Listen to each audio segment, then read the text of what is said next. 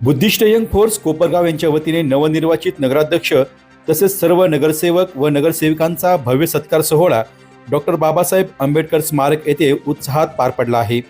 नुकत्याच झालेल्या कोपरगाव नगर परिषद निवडणुकीमध्ये भारतीय जनता पार्टीचे व मित्रपक्ष लोकसेवा आघाडीचे उमेदवार पराग संधान यांची नगराध्यक्षपदी निवड झाली आहे।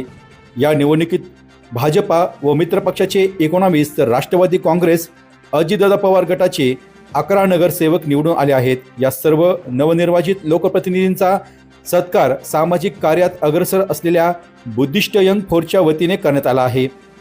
कार्यक्रमाच्या अध्यक्षस्थानी साहेबराव कोपरे होते। कार्यक्रमाची सुरुवात भारतरत्न डॉक्टर बाबासाहेब आंबेडकर व क्रांतिज्योती सावित्रीबाई फुले यांच्या प्रतिमांना अभिवादन करून करण्यात आले आहे।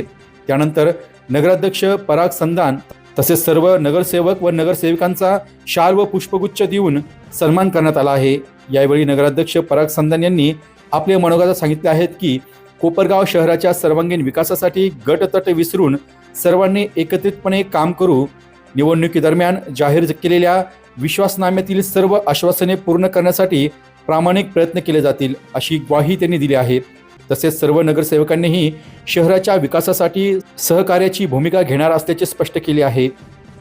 या सत्कार सोहळ्यास बुद्धिस्ट यंग फोर्सचे पदाधिकारी व सदस्य, सकल आंबेडकरी समाजातील नागरिक, माजी नगरसेवक तसेच शहरातील राजकीय, सामाजिक व शैक्षणिक क्षेत्रातील मान्यवर मोठ्या संख्येने उपस्थित होते।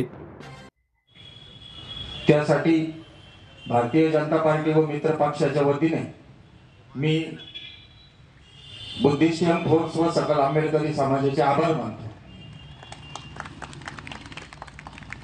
या ठिकाणी आताच आपले सहकारी हाजी मेहमूदभाई सय्यद यांनी भाषणात उल्लेख केला की नवीन नगराध्यक्ष जे नियुक्त झाले परागजी संधान साहेब यांना आमचा पाठिंबा राहणार आहे। तर त्याच निमित्ताने मी मेहमूदभाईंना हे सांगू इच्छितो की निकाल लागला आणि राजकारण संपलं आमच्याकडून। आता तुम्ही आणि आम्ही सर्व एकत्र आहे आणि आमचे नेते विवेक भैया कोल्हे, आदरणीय स्नेहलताताई कोल्हे, आदरणीय बिपिनदादा कोल्हे यांनी आम्हाला शहर विकासाच्या कामासाठी सर्व उमेदवारांना उमेदवाऱ्या दिल्या आणि त्यातून फक्त शहराचा विकासच घडेल।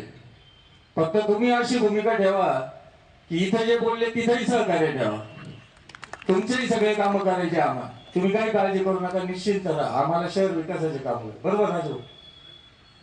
तर एवढंच या निमित्ताने बोलतो, जी जबाबदारी कोपरगाव शहराच्या सर्व मतदारांनी, नागरिकांनी आणि पवित्र मतदान करून जी जबाबदारी परागजी संधान व इतर 30 नगरसेवकांवर टाकली, जो विश्वास कोपरगावच्या जनतेने कोल्हे परिवारावर ठेवून नगराध्यक्ष पदाचे उमेदवार पराग संधान यांना विजयी केलं, त्या विश्वासाला तडा न जाऊ देता चांगलं काम करून दाखवू आणि जे विश्वासनाम्यामध्ये आम्ही जे जाहीर केलेलं होतं ती सगळी कामे येत्या 100 दिवसात पूर्ण करायचा आमचा मानस आहे, असं मी गटनेता म्हणून या ठिकाणी आपल्याला आश्वासित करू इच्छितो। माझी एकच इच्छा आहे, माझी स्वतःची एक इच्छा आहे का गट तट जात पात राजकारण सगळं बाजूला ठेवून आपल्याला संघटित होऊन आपण सर्व आज एक परिवार झालेले आहे। 30 चे 30 नगरसेवक एक परिवार आहे।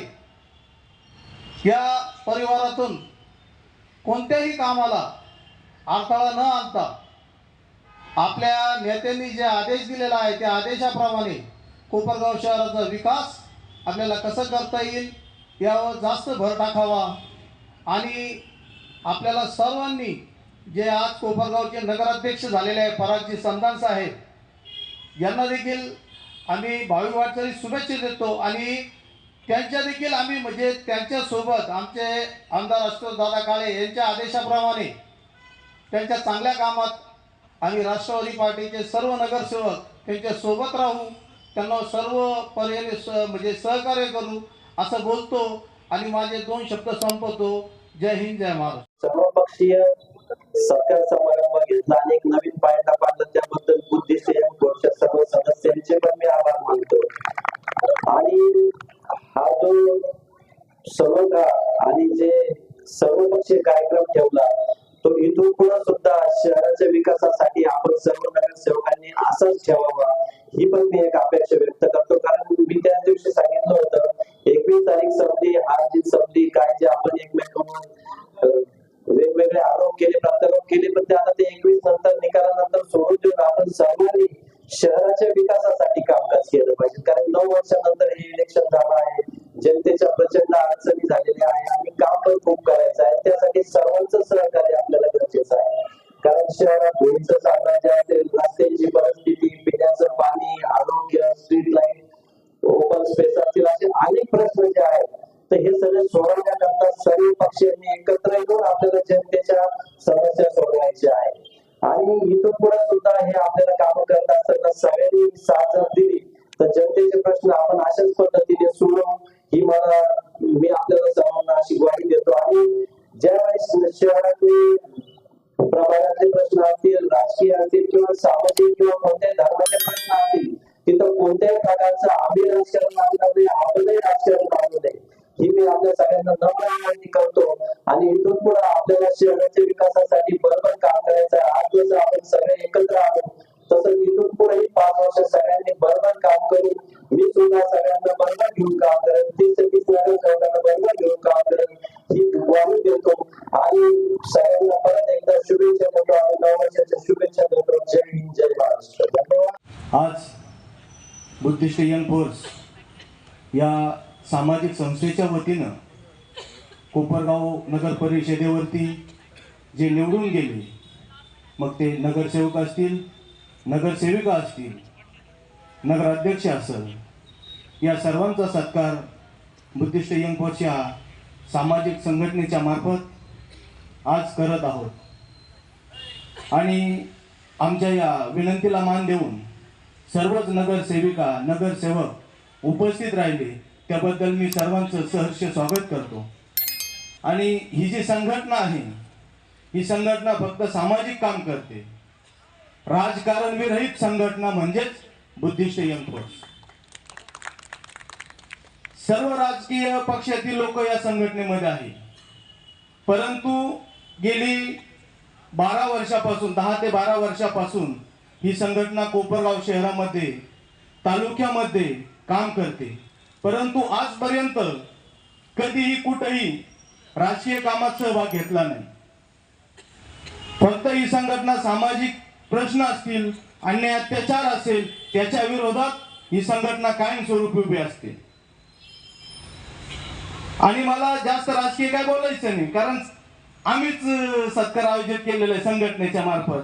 परंतु लोकप्रिय आमदार सन्माननीय श्री आशुतोष दादा काळे हे नेहमी विकासाच्या बाजूने राहिलेले आहे.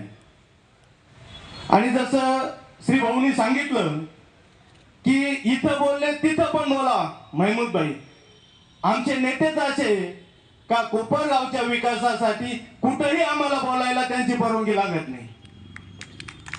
जिथं कोपरगाव शहरात चांगलं काम होत असेल आम्हाला परवानगीची गरज नाही, कारण आमचा नेता हा लोकप्रिय आमदार आशुतोष दादा आहे.